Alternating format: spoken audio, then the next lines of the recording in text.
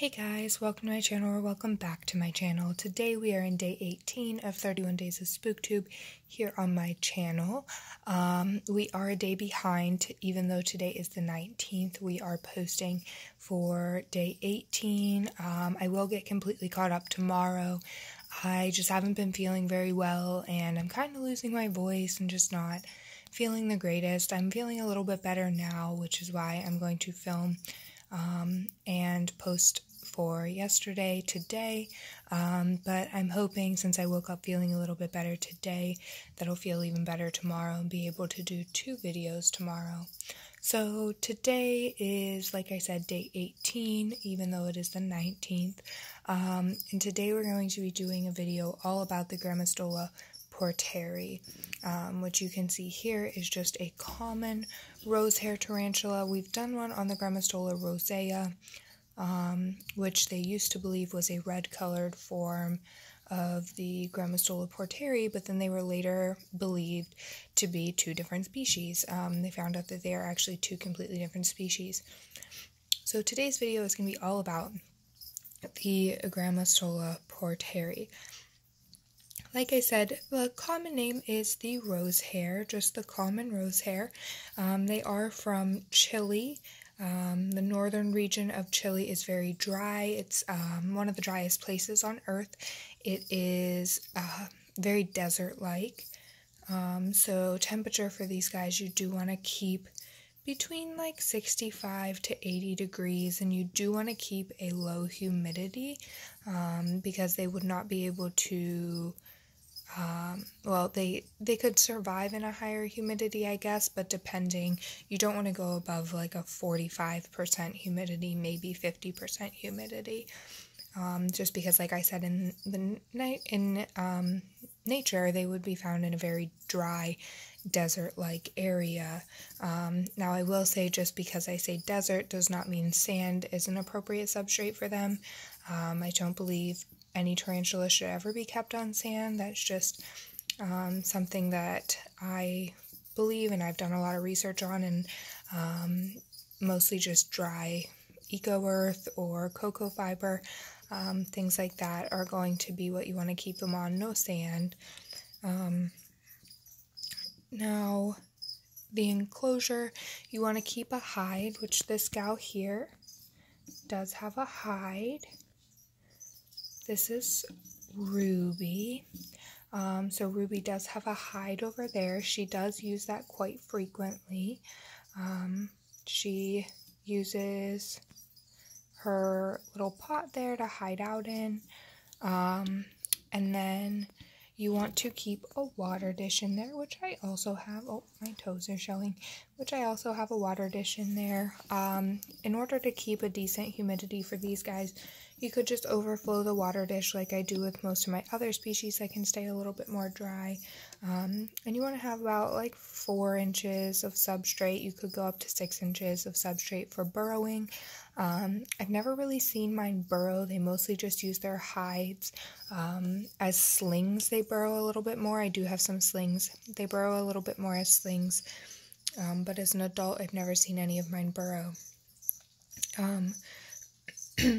Now, size, these guys can get up to about 6 inches. You can see here next to my hand, she's still pretty small, but I have seen them pretty large, up to 6 inches. And they are a very slow grower, so if you get one as a baby, a sling, or a juvenile, they're going to take a while to get to this full-grown adult size, but they can get up to, like I said, 6 inches. Now, just some comments on this species. They are one of the most popular species, and they used to be one of the most readily available, but now I'm finding Aphonopelma seemani is one of the most readily available, which I kind of saw coming a couple years ago when they stopped imports of these guys from the wild. So imports of these guys did stop or slow down, so now they are not really as commonly found in pet stores as what the Aphonopelma seemani is, which is what I'm finding in most pet stores nowadays. Now, one thing I will say about these guys, they are great beginner species. Don't get me wrong, they're very hardy, very easy to care for, and something that you can't really make a lot of mistakes on. You could go a very long time without misting and stuff like that.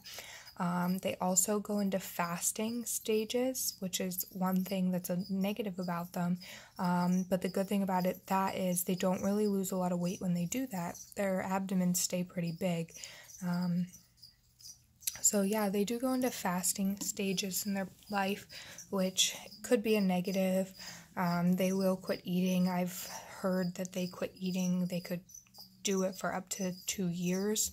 I believe the longest one of my GRAMMOSTOLA PORTERIs has ever quit eating was up to about 8 months. And then they are very moody as well.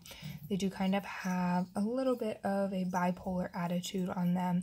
They could be one of the sweetest spiders you've ever met one minute, and then next thing you know, they're just a little bit sassy, flicking hairs, threat postures. I have gotten threat postures and hair flicking from these guys both. Some species will be more prone to flick hairs or more prone to do threat postures. I find that these guys really just do whatever's more convenient for them in the time. And I do have a couple of these guys. So this here is Ruby, like I said. And then I did want to show off Athena as well. This is her enclosure, Athena's enclosure. Hers is a little bit more naturalistic. She never comes out of her hide. She was one of my first spiders, which is why hers is a little bit more naturalistic, because I just, had a really great time setting her tank up. And then I'm going to see if I can get in there and see a little bit of her. Okay, you guys can see her a little bit. That is Athena. Athena is also one of my GRAMMOSTOLA PORTERIs, and she was actually the first spider I ever owned. That was, well, the second spider technically. My first spider was also a GRAMMOSTOLA PORTERI. He was a mature male. His name was Hugo, and he sadly did pass away of old age because he was a mature male when I purchased him. And then I did get Athena after that to, I don't want to say replace, because I don't believe I was replacing him. There's nothing could ever replace Hugo. He was an amazing spider. He was actually one of the nicest spiders I've ever owned. Him and my other mature male,